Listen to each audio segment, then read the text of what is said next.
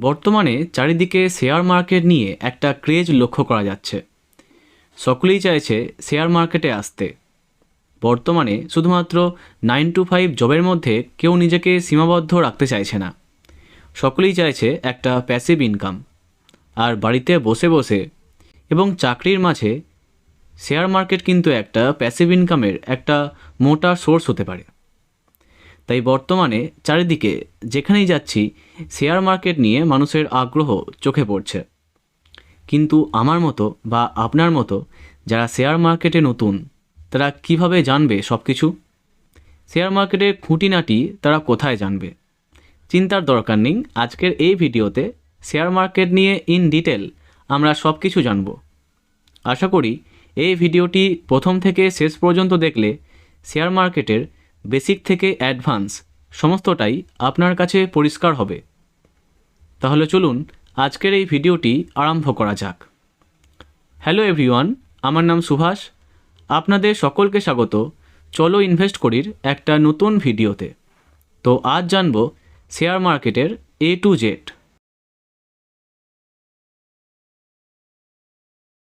তাহলে share market কি? দেখুন, সবজি মার্কেটে যেমন সবজি কেনা বেচা হয়, তেমনি শেয়ার মার্কেটে কোম্পানির শেয়ার কেনা বেচা হয়। এখন কোম্পানি তাদের শেয়ার কেন বিক্রি করে?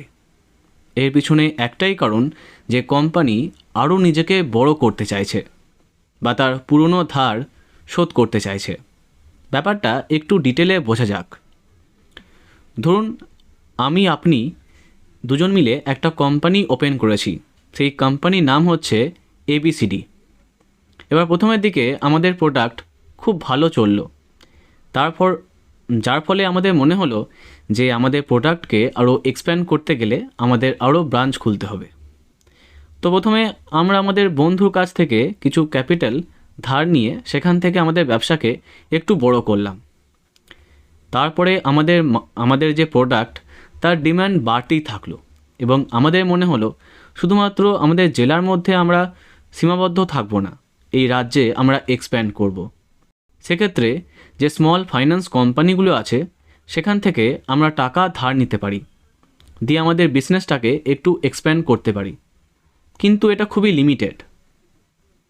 এরপরেও যখন আমাদের বিজনেসটাকে আরও বড় করতে চাইবো আমরা, তখন কিন্তু আমাদেরকে শেয়ার মার্কেটে আসতে হবে এবং প্রাইভেট লিমিটেড থেকে আমাদের কোম্পানিকে পাবলিক লিমিটেড করতে হবে। প্রাইভেট লিমিটেড থাকলে আমরা কিন্তু পাবলিকের টাকা নিতে পারবো না। পাবলিক লিমিটেড হলে তবেই আমরা পাবলিকের পয়সা নিতে পারবো শেয়ার বিক্রি করে। এখন ধরুন ABCD এই কোম্পানিটা নিজেকে অনেকটা এক্সপ্যান্ড করতে চাইছে, তাই চাইছে একটা হিউজ পরিমাণে ফান্ড কালেক্ট করতে। তো সেই জন্য NSE বা BSEতে আমরা নিজেদেরকে লিস্টেড করব। NSE আর BSE এই শব্দগুলি আপনি যখন শেয়ার মার্কেটে আসবেন অহরহ শুনতে পারবেন। কিন্তু এগুলি আসলে কি? ইন্ডিয়াতে দুটি সবথেকে বড় এক্সচেঞ্জার হলো NSE আর BSE, ন্যাশনাল স্টক এক্সচেঞ্জ এবং Bombay stock exchange. Bombay stock exchange সবথেকে পুরনো, তারপরে আসছে ন্যাশনাল স্টক এক্সচেঞ্জ। এটা সম্ভবত 1992 সালে প্রথমবার শুরু হয়েছিল। তো 7,000-এর বেশি কোম্পানি এই দুটি স্টক এক্সচেঞ্জে লিস্টেড আছে। এরা ওই ABCD কোম্পানির মতো যারা তাদের বিজনেসকে এক্সপ্যান্ড করতে চেয়েছিল এবং সেই জন্য তারা শেয়ার মার্কেটে লিস্টেড হয়েছিল। এখন শেয়ার মার্কেটে লিস্টেড হতে গেলে অনেকগুলি স্টেপ আছে। তো সবার প্রথমে যখন কোনো কোম্পানি শেয়ার মার্কেটে আসে, সেই যে ব্যাপারটা, সেই প্রথমবার শেয়ার লঞ্চের ব্যাপারটাকে বলা হয় IPO। মানে কোনো কোম্পানি প্রথমবার তাদের শেয়ার পাবলিককে অফার করে। এর ফুল ফর্ম হচ্ছে ইনিশিয়াল পাবলিক অফারিং, অর্থাৎ IPO। যখন কোনো কোম্পানি প্রথমবার শেয়ার মার্কেটে আসে সেই ব্যাপারটাকে বলা হয় IPO। বোঝা গেল? এর পরবর্তী স্টেপে আমরা যাব যে শেয়ার মার্কেটে কিভাবে আমরা আর্ন করতে পারি, কিভাবে আমরা প্রফিট বুক করতে পারি। তো স্টক মার্কেটে আমি এসে গেছি। এবার কি আমরা স্টক ডাইরেক্ট কিনতে পারবো? না। স্টক কেনা বেচা করতে গেলে আমাদের লাগবে একজন স্টক ব্রোকার এবং একটা ডিম্যাট অ্যাকাউন্ট। স্টক ব্রোকারের কাছে আমরা ডিম্যাট অ্যাকাউন্ট খুলব এবং সেই ডিম্যাট অ্যাকাউন্টের মাধ্যমে আমরা স্টক কিনব এবং বেচব। তাহলে স্টক ব্রোকার কারা? স্টক ব্রোকার হচ্ছে আপনার এবং এনএসই বা বিএসসির মধ্যে সংযোগ স্থাপনকারী। তারা আপনার হয়ে আপনার স্টক কিনে দেবে এবং আপনার হয়ে আপনার স্টক বেচে দেবে। তো কী কী বিখ্যাত স্টক ব্রোকার বর্তমানে আছে? তারা হচ্ছে গ্রো, জিরোধা, এঞ্জেল ওয়ান, এই সমস্ত হচ্ছে পপুলার স্টক ব্রোকার। এবার এদের মধ্যে আপনি যে কোনোতে নিজের ডিম্যাট অ্যাকাউন্ট খুলতে পারেন। আমি পার্সোনালি গ্রো অ্যাপ ইউজ করি, তবে এটা কোনো স্পন্সর ভিডিও নয়। এবার আপনাদের আমি লাইভ দেখাবো যে কিভাবে স্টক কিনতে হয় এবং বেচতে হয়, সেটা দেখাবো। তবে তার আগে কিছু বেসিক কনসেপ্ট ক্লিয়ার করা দরকার, যে কখন শেয়ার মার্কেটে আমাদের কেনা শেয়ারগুলো উঠবে এবং পড়বে আমরা কিভাবে বুঝতে পারবো। শেয়ার ওঠানামা করার পেছনে অনেকগুলি কারণ থাকতে পারে। তার মধ্যে প্রথম যে কারণটা সেটা হচ্ছে নিউজ। বর্তমানে সেই কোম্পানি নিয়ে কী নিউজ চলছে সেটা কিন্তু খুবই ইম্পর্টেন্ট। বর্তমানে সমস্ত মিডিয়া হাউস যদি সেই কোম্পানির পক্ষে বলে, তাহলে কিন্তু সেই কোম্পানি রাতারাতি তার শেয়ার অনেকটা বাড়াতে সক্ষম হয়, কারণ চারিদিকে সেই স্টকের ডিমান্ড থাকে, আর ডিমান্ড থাকলেই সেই স্টক কিন্তু রকেট গতিতে ছুটতে থাকবে।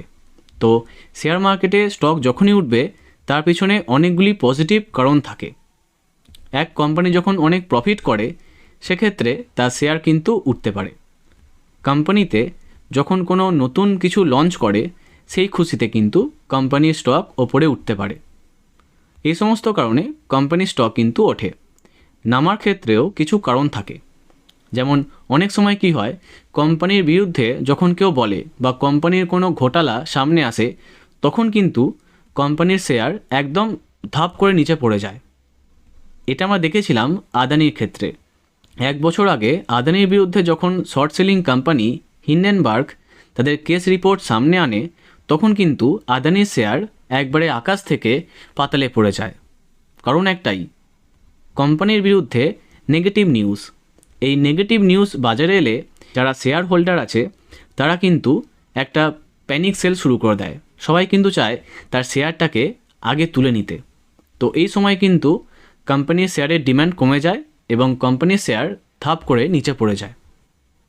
তো এই সমস্ত কারণে কোম্পানির শেয়ার ওঠে এবং পড়ে। তাহলে আমরা আর্ন করব কি করে? কোম্পানির শেয়ার উঠছে এবং পড়ছে, কিন্তু আমাদের কী লাভ? সাপোজ আমি একটা শেয়ার কিনেছি 100 টাকা দিয়ে, একটাই শেয়ার কিনেছি 100 টাকায়, এবং সেই কোম্পানির দিনকে দিন প্রফিট করছে, সেই কোম্পানির পক্ষে সবাই বলছে, যার ফলে সেই কোম্পানির শেয়ার কিন্তু বাড়ছে। 1 সপ্তাহ আগে আমি 100 টাকায় সেই কোম্পানিটার শেয়ার কিনেছিলাম এবং 2 সপ্তাহ বাদে সেই 100 টাকাটা 150 টাকা হয়ে গেছে। এক্ষেত্রে আমার লাভ কিন্তু 50 টাকা। আমি 100 টাকায় কিনেছিলাম এবং যেই দেখলাম যে সেই শেয়ারটার দাম 150 টাকা হয়ে গেছে, আমি কিন্তু সেটাকে সেল করব এবং আমার কেনা শেয়ারটা আমি যখন সেল করব আমি কিন্তু 50 টাকা প্রফিট বুক করলাম। তো এইভাবে কিন্তু আমি শেয়ার মার্কেটে আর্ন করতে পারি। এবার অনেক সময় ইন্ট্রাডেতে, সেটা আমি পরে বোঝাবো যে ইন্ট্রাডে কী। তার আগে বলে রাখি, শুধুমাত্র শেয়ার কিনে বেচলেই যে লাভ হবে তা নয়। অনেক সময় শেয়ার হাতে না থাকলেও আমি কিন্তু শেয়ার বিক্রি করে দিয়ে পরে সেটাকে কিনে নিয়ে আর্ন করতে পারি, প্রফিট বুক করতে পারি। তো এই ব্যাপারটাকে বলা হয় শর্ট সেলিং। শর্ট সেলিং কী সেটা আমরা জানবো, তবে তার আগে জানি শেয়ার মার্কেটে মূলত কত রকমের ট্রেডিং হয়। 2 রকমের ট্রেডিং মূলত দেখা যায়। একটা হচ্ছে ইনভেস্টমেন্ট, যেটা আমরা কিনে রাখি এবং 6 মাস, 1 বছর, 2 বছর, 3 বছর পরে সেই শেয়ারটা বিক্রি করি। পার্সোনালি আমি ইনভেস্টিংটাকেই বেশি সাপোর্ট করি। কিন্তু অপর দিকে আছে ট্রেডিং। ট্রেডিং কী জিনিস? ট্রেডিং হচ্ছে যখন কোনো কোম্পানির শেয়ার আমরা অল্প সময়ের জন্য নিজের কাছে রাখি এবং বিক্রি করে দিই। যেমন ধরুন ইন্ট্রাডে, ফিউচার অ্যান্ড অপশান এবং সুইং ট্রেডিং। সুইং ট্রেডিং কি? 1 সপ্তাহ 2 সপ্তাহের জন্য কোনো স্টক কিনে এবং সেটাকে বিক্রি করে দেওয়াটাকে বলা হচ্ছে সুইং ট্রেডিং। ধরুন আমি কোনো কোম্পানির স্টক কিনলাম 100 টাকায় এবং সেটা 1 সপ্তাহ 2 সপ্তাহ বাদে যখন দেখলাম সেটা 150 টাকা কি 160 টাকা হয়েছে, আমি সেটাকে বিক্রি করলাম। ইন দ্যাট কেস 2 সপ্তাহের মধ্যে আমার কিন্তু 50 থেকে 60 টাকা প্রফিট হয়ে গেল। তো এটাকে বলা হচ্ছে সুইং ট্রেডিং।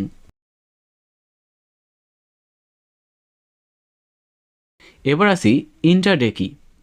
ইন্ট্রাডে হচ্ছে সেই দিনের মধ্যেই প্রফিট এবং লস।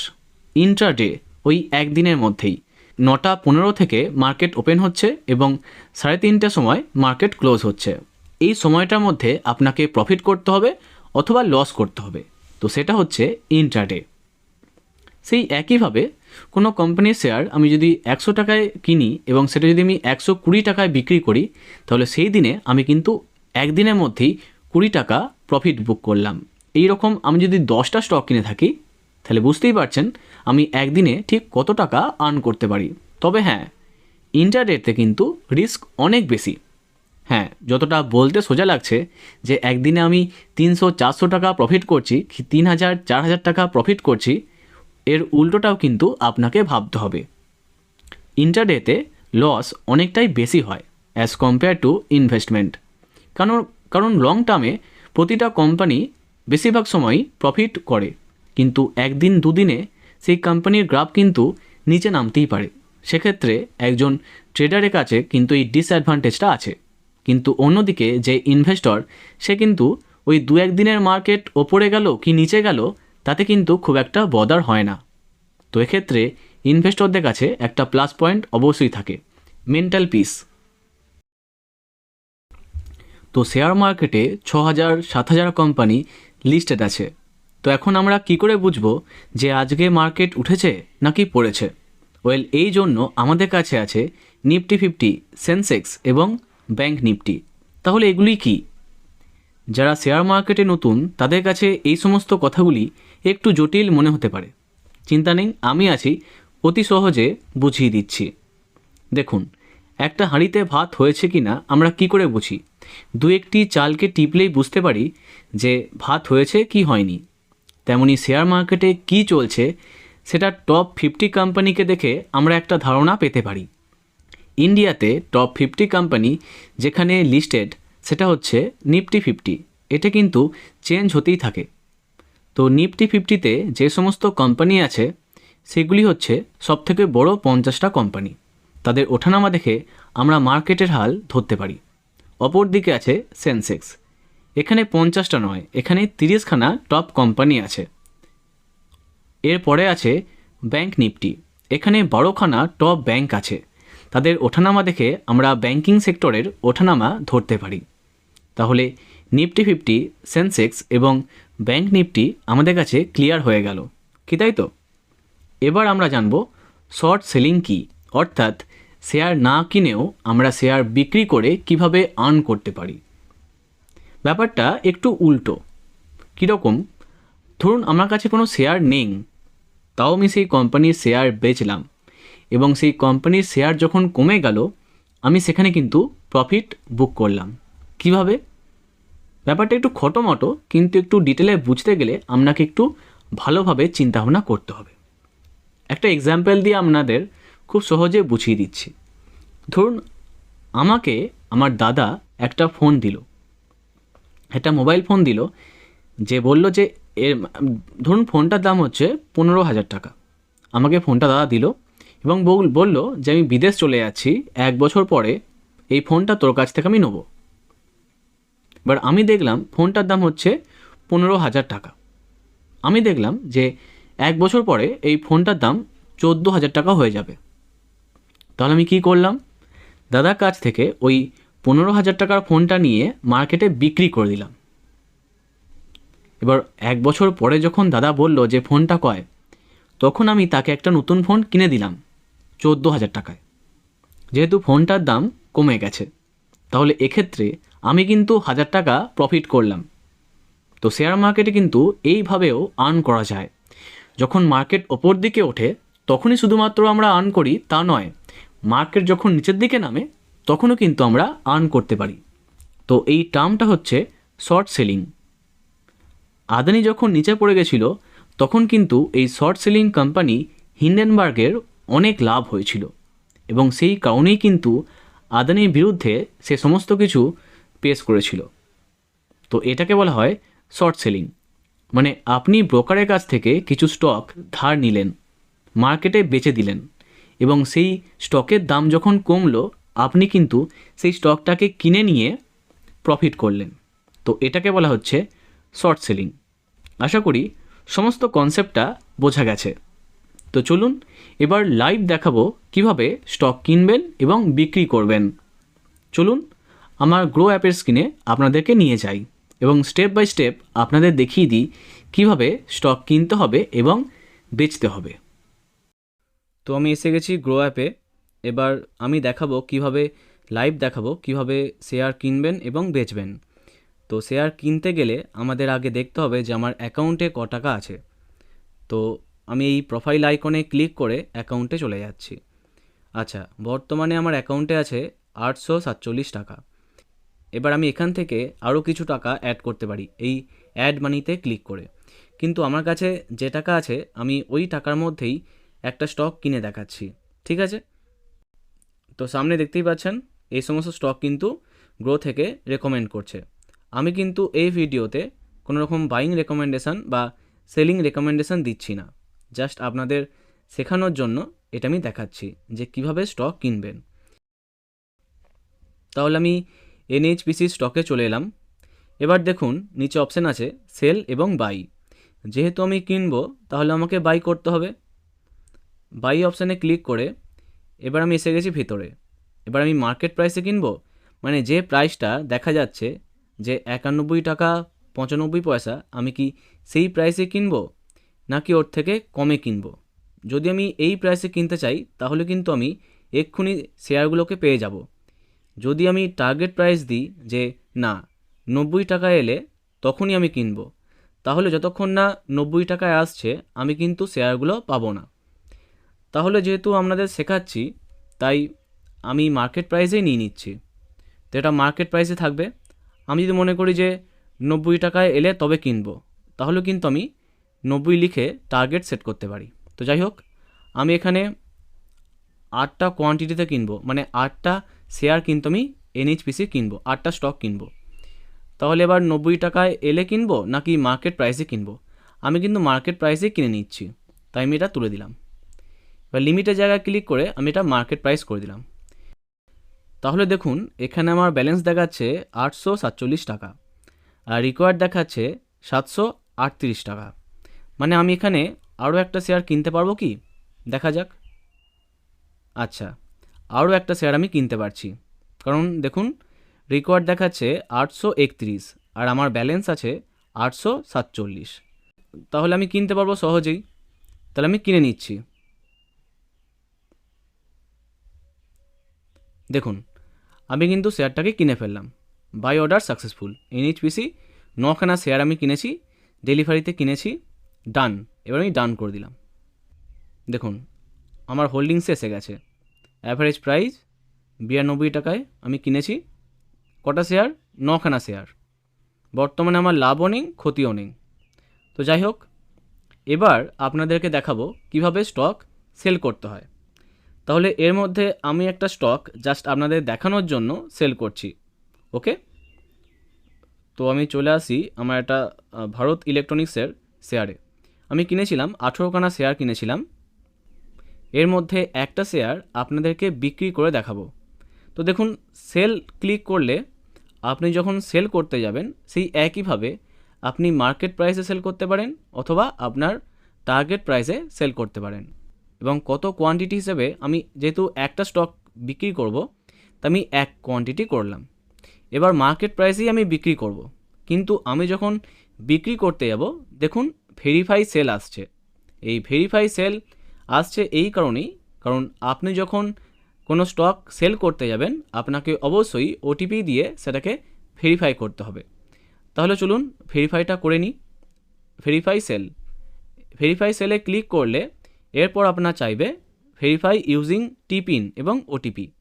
এবার টিপিন আপনাকে যখন আপনি ডিম্যাট অ্যাকাউন্ট খুলবেন তখনই কিন্তু ওরা আপনাকে দিয়ে দেবে। সেই টিপিন অবশ্যই আপনাকে মনে রাখতে হবে।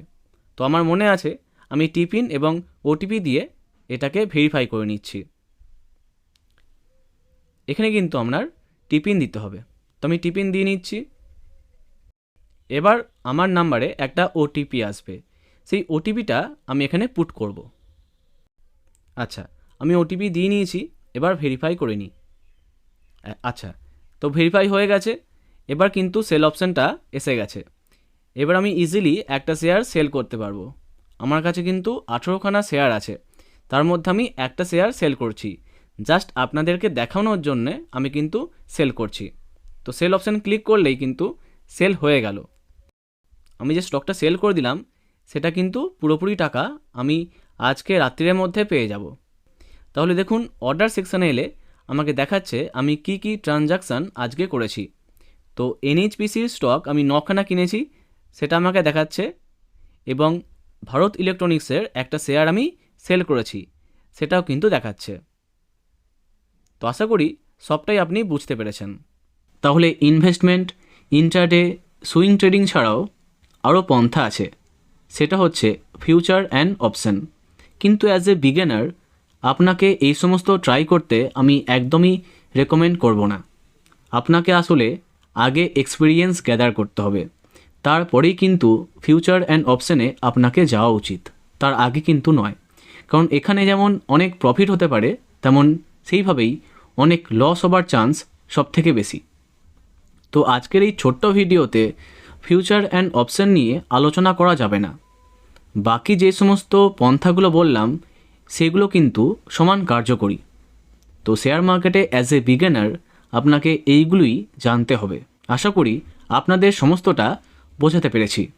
যদি এই ভিডিওটা একটু পছন্দ হয়ে থাকে তাহলে একটা লাইক করুন, এবং শেয়ার মার্কেটের এই রকমই অনেক ভিডিও পেতে এই চ্যানেলটি সাবস্ক্রাইব করতে পারেন। দেখা হচ্ছে পরবর্তী ভিডিওতে একটা অন্য টপিকে। ততক্ষণের জন্য নমস্কার।